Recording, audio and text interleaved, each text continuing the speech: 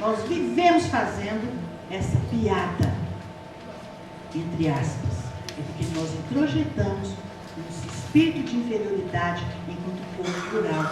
E isso foi colocado pelo colonizador.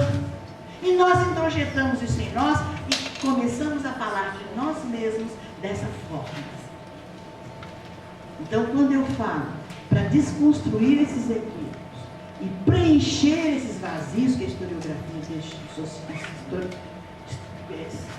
oficial deixou sobre essa história dos negros no Brasil, é para que eu possa construir a nossa identidade enquanto nação de forma positiva. E aí nós vamos poder crescer como nação.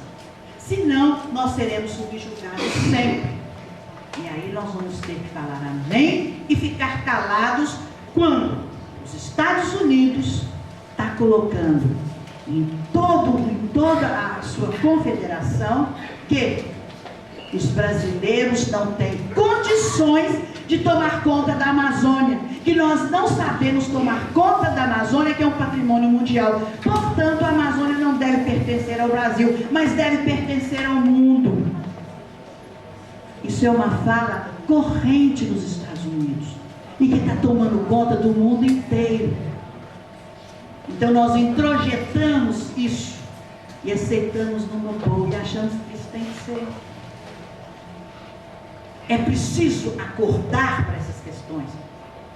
Para que a história serve? Os professores de história que me ajudam. Eu tenho que conhecer história para quê? Para que eu possa conhecer o passado, para pensar sobre o presente, não é isso? E construir um futuro melhor, um novo futuro. Se eu conheço o que o imperialismo antigo fez com o continente africano para tirar de lá todas as suas riquezas, inclusive a riqueza humana, do ser humano, e vender enquanto mercadoria, eu sei que isso pode ser repetido. E se eu quero ser efetivamente uma cidadã, eu tenho que pensar que isso pode acontecer novamente.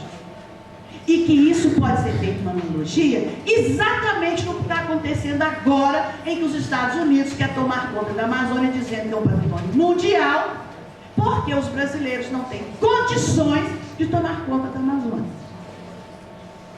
Estão fazendo a mesma coisa.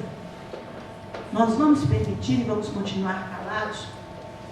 Portanto, preencher esses vazios que não nos foi contado, que nós não trabalhamos, faz parte da construção da nossa cidadania. E nós vamos reconhecer esses povos africanos como protagonistas de civilização. Então eu tenho uma pergunta. A história começa a África não tem história ou a história começa na África? Efetivamente, a história da humanidade começa na África. Então eu pergunto, quais são os conhecimentos que eu tenho que trabalhar dentro da minha disciplina sobre a história da África? São estes, efetivamente, que vão me respaldar essas questões que eu coloquei aí. Pode pensar. Então, não vale tirar um dia e falar, hoje vamos estudar a história da África. Não é isso. É claro que um dia o professor de geografia vai trabalhar os conhecimentos geográficos, professor de história, mas este conhecimento da história da África, e principalmente dos afro-brasileiros, ele deve perpassar, eu não gosto da palavra, transversalmente, porque transversalmente parece que passa correndo assim, vamos por isso, casca fora e vai embora, não aparece mais. Mas usando a terminologia que ainda é usada nos nossos compêndios pedagógicos, esse termo, esse conteúdo deve ser trabalhado transversalmente em cada uma das disciplinas. E o nosso propósito é combater o racismo, as discriminações, os preconceitos, desenvolver atitudes, valores de respeito aos direitos humanos, pluralidade étnico-racial brasileira e promover a educação das relações étnico-raciais. Principalmente, trabalhar na perspectiva da sustentabilidade planetária via justiça social.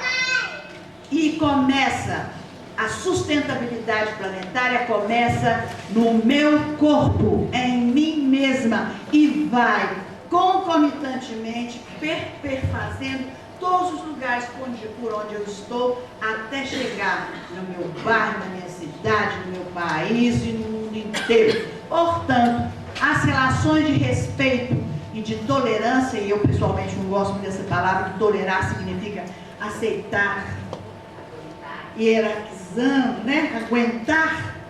Não gosto muito dessa palavra, mas é a palavra que está sendo usada. Então, eu tenho que trabalhar na perspectiva de valorização da diversidade e reconhecer que essa diversidade é que vai possibilitar essa sustentabilidade planetária. E que essa sustentabilidade passa pelo reconhecimento dos povos que são excluídos. Sem que haja um reconhecimento desses povos excluídos, nós vamos continuar construindo essa nação que nós temos aí, em que as pessoas são obrigadas a ficar dentro de casa presas, enquanto os ladrões vão do lado de fora fazendo absurdos, porque a desigualdade, onde reina a desigualdade, é claro que as questões de violência efetivamente acontecem. E isso é uma coisa que cada um de nós tem que procurar construir pessoalmente e coletivamente.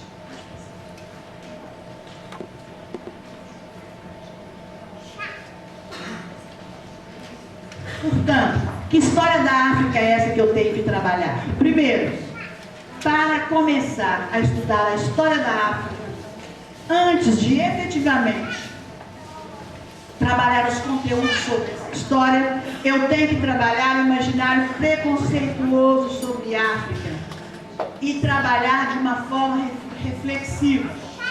A África não é um bloco monolítico de países. Existe uma unidade africana. Mesmo dentro da sua diversidade, existe uma unidade africana. Eu preciso saber que a África não é um país, é um continente. A África não é apenas uma selva tropical. Ainda está na nossa cabeça que a África ainda é uma selva tropical. Que se eu chego em África, eu vou encontrar lá a zebra atravessando o meio da rua. Que eu só vou encontrar tribos, e eu ainda uso dizer que as aldeias e as comunidades africanas, que eu chamo de tribos africanas, inclusive na televisão, nos livros, nos manuais didático-pedagógicos, ainda incorrem nessa terminologia equivocada de chamar as aldeias, de chamar os grupos étnicos de tribos, desqualificando esses grupos étnicos, porque pensam a organização política somente pensando nas organizações políticas europeias e não imaginam que outras culturas, existem outras formas de organização. Isso é hegemonia, é querer enxergar somente sobre a minha visão e não enxergar a visão do outro. Eu tenho que saber que o europeu não civilizou a África. A gente começa a contar a história da África a partir do momento que o europeu chegou em África. Está errado. Eu tenho que começar essa história da África partindo dos grandes... Aliás, eu tenho que partir do processo de hominização. Eu tenho que passar pela construção dos grandes reinos africanos, dos estados, das suas organizações. É aí que eu tenho que começar a história da África. E não a partir do momento da África colonizada pelo europeu. A África não tinha história e nem escrita. Eu já disse isso. A África tem história. A história africana é a mais longa história de longa permanência de todos os continentes, porque ela começa exatamente no processo de aparecimento da humanidade e vai até os dias atuais. Então, a África tem história e a África tem escrita e vários tipos de escrita. A África tem uma preferência pela oralidade, mas preferência não quer dizer falta de escrita. foram desenvolvidos uma série de alfabetos e de formas de manifestações, de se manifestar graficamente. Então, a África tem história e tem escrita. Então, todos os conteúdos que vão desqualificar esse imaginário aí fazem parte do currículo sobre história de África. Pode passar. Nós somos o coral da terceira idade do SESC, de Maringá. Para nós é uma honra estarmos hoje aqui com vocês, participando deste evento. Nós vamos cantar algumas peças do nosso repertório. Antes eu gosto sempre de falar um pouco sobre o coral, né? Nós já estamos há 14 anos, 15